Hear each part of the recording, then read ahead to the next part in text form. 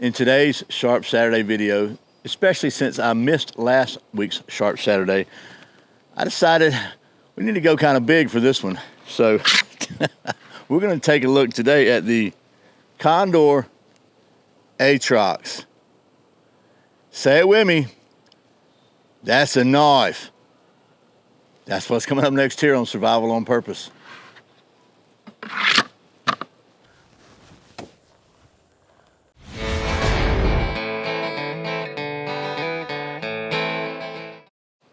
Welcome back to Survival on Purpose. My name's Brian.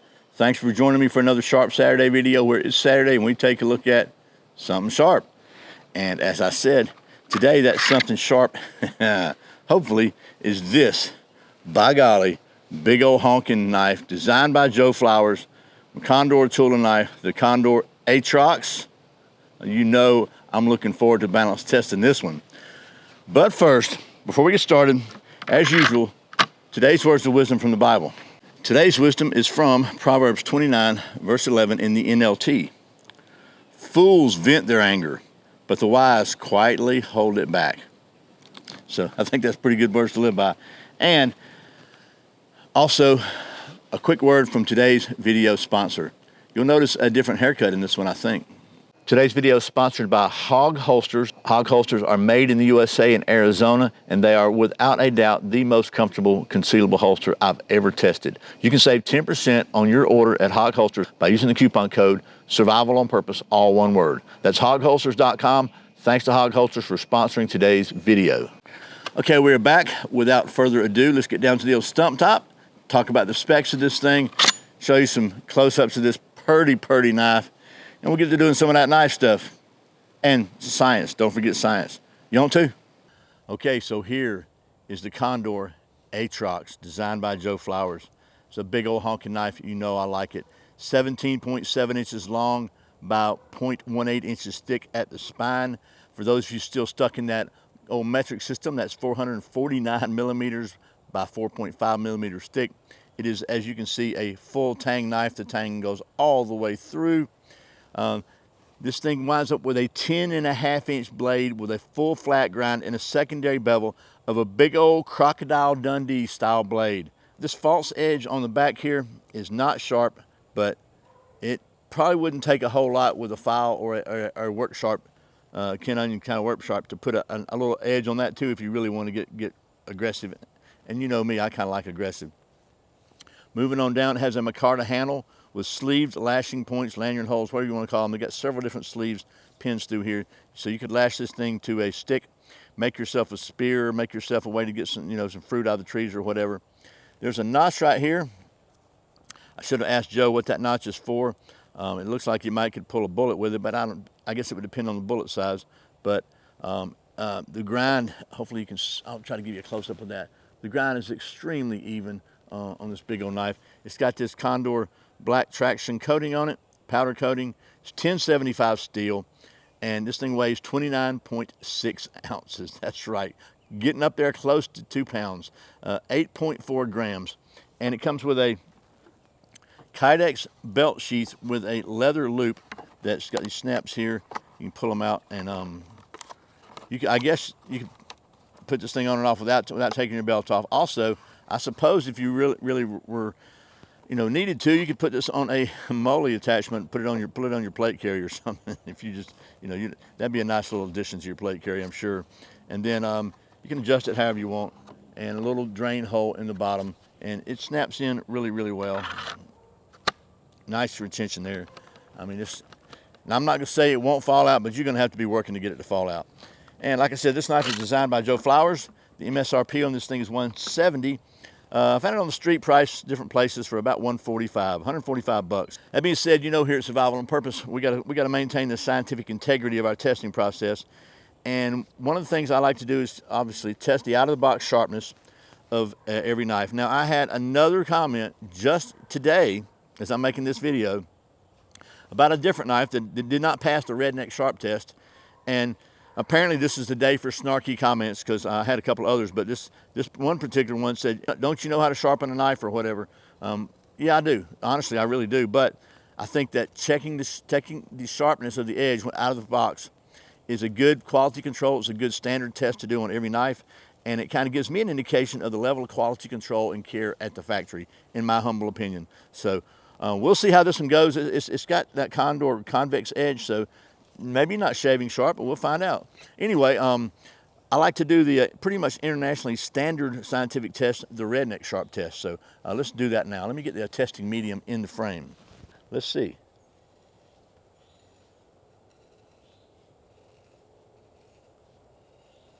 Try all parts of the blade, because sometimes one part's different than the other, but not a lot of higher there. Let's try the other side of the edge.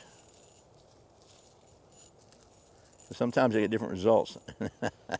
As I did there, that's a lot of higher there. So let me try that again, maybe with a different angle on it. Now it seems to be cutting a little better this way than it did this way, but there we go. We'll give that thing about a B, since it did shave pretty well on one side. What else should we do? Okay, so I haven't done this particular scientific test in a while, but this is a pretty big honking knife. It got enough weight to be a chopper, so I thought we'd do a little chopping. I've got a piece of very, very dry wood here. I believe it's a cedar. I'm trying to chop the end of this thing off, and then we'll continue. So again, hadn't done this in a while, so hopefully it'll be something that is helpful to you. Let's see. We're gonna try to make it about this long. Oh man, look at that. Choppy, choppy.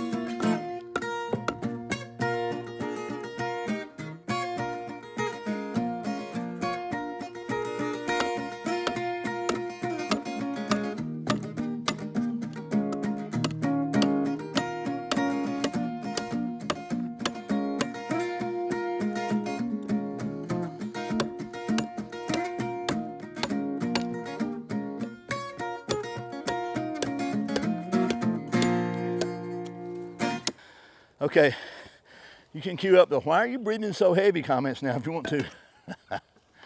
Whew, it's kind of muggy out here too. Okay, so man, this thing actually chopped pretty stinking well. I'm pretty pleased with that, just because this is super dry, and it was bouncing around. It still has that Condor convex edge really held up well. So I picked this in because it's got some knots in it. We're going to try to go do a bit of that batoning thing now, and this was my normal lightweight baton. I'm not sure it's heavy enough to even move this knife, so we'll go with a large model baton. And I'm just going to sit on the part here. I don't know where, there's a crack here, so I'm going to orient against that crack, so we're not cheating. And so we're going across, perpendicular to the crack. Let's just see what happens here.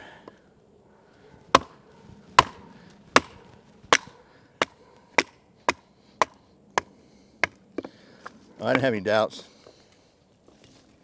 If you look, it even split through a couple of the knots there. So let's split it down a time or two more and split some corners off of it. How about that?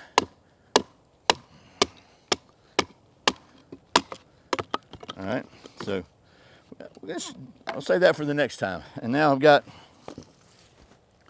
a pretty good little piece here. See how well this thing carves. See if we can get us some curls. You know where we're going. My goal with testing all these knives is usually to see how well it does in fire prep, because I think that it's a good blend of different skills necessary and different attributes of a knife necessary to make it a good fire prep knife. So let me give you a close-up on that, and we'll get to doing that. Okay, so here we go. And again, I've said this before, this is not really, like, I'm not trying to build a fire. I'm trying to just have a kind of a proof of concept to see how well this thing would enable me for it to help me build a fire. So not sure if I like that little notch there. It kind of is almost, it's probably for striking a ferro rod, but my ferro rod's bigger than that. It may not be. I'll have to ask Joe about that. I like to go into these things kind of blind, but anyway, let's just see. So I'm about an inch from the cutting surface, as close as I can get for control. Let's just see how well this thing does. It's a big old knife, and you know, typically big old knives are a little harder to control. But this Condor convex edge is really good. I think that.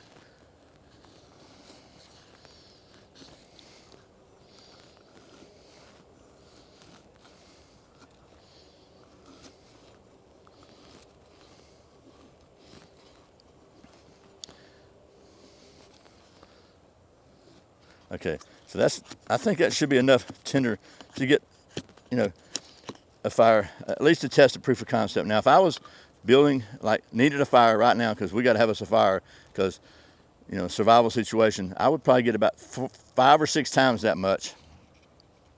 And then I would get enough, about 3 times as much wood as fuel as I thought I needed to start the fire before I even try to get any spark or any heat or anything. We're trying to get a few little, really small ones. Find ones that'll strike better with a ferro rod. And it's just a matter of getting used to this edge and this big old blade.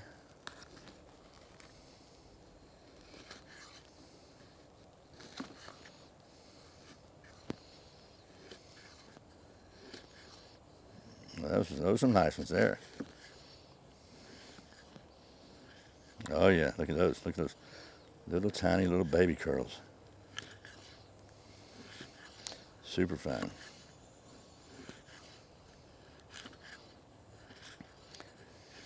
Okay, so there's that. Now, it really wouldn't be a true survival on purpose video without some Fatwood, because you know I love me some Fatwood. And I think this is all that's left of the piece that I harvested in the video I made, I don't know, 12 years ago maybe. Still hanging around, but this, I believe, might be all of it. But we're gonna see how well this thing will give us some curls maybe, and at least scrape some of the oxidization, if it's oxidation, how about that, oxidation off the outside of it. Get down to the meat of the Fatwood.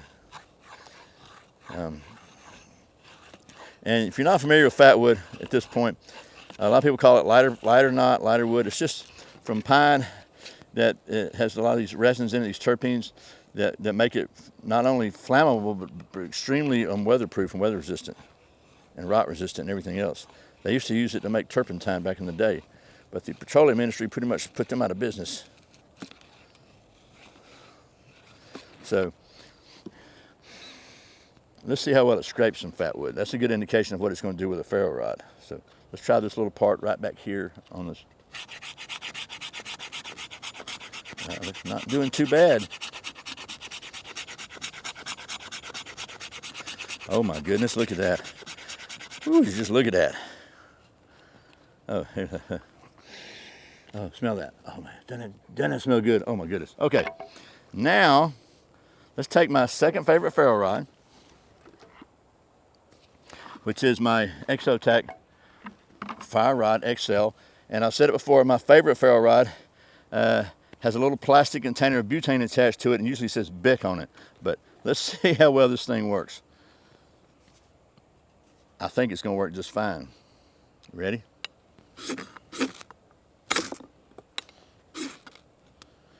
It's a big one though.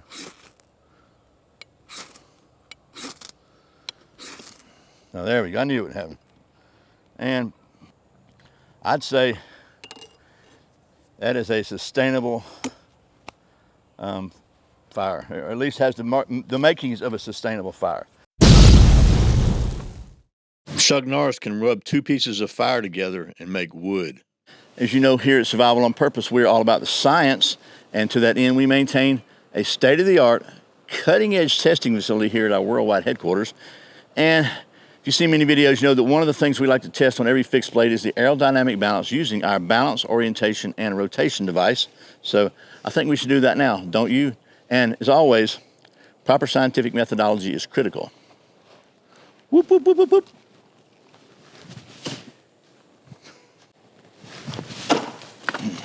Not perfectly calibrated yet. Whoop.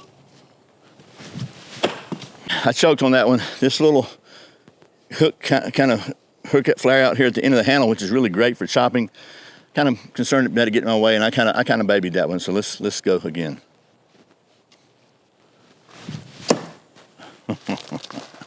Yeah, a little low, a little low.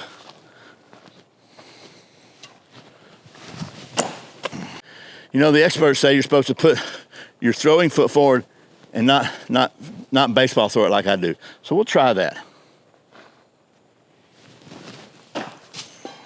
You know what? That just ain't how I roll. Okay, in the interest of getting this video done before the sun goes below the horizon, we're gonna call this thing balanced. And just kind of to wrap it up, redneck sharp, one side was. So this convex edge, I typically don't find them quite as sharp. And it said it had a full flat ground with a secondary bevel, but the secondary bevel is convex. So it's a really good strong edge as far as holding its edge for overuse, but it's very often not quite as sharp as like a really straight edge.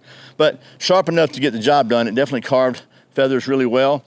I'm glad to see that the back of the spine is sharp enough to scrape with and strike a ferrocerium rod.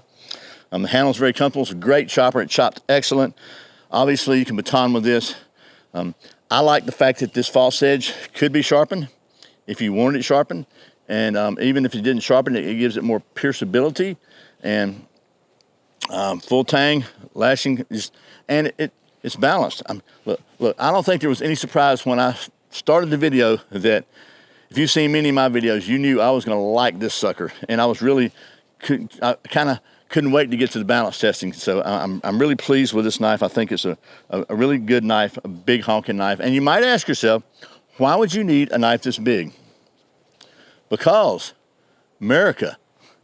Even though this one's made in El Salvador. So that's the Condor Atrox designed by Joe Flowers. I hope this video has been helpful. Thanks for watching Survival on Purpose. Remember, survival's not an accident, so be prepared. I'll see you next time.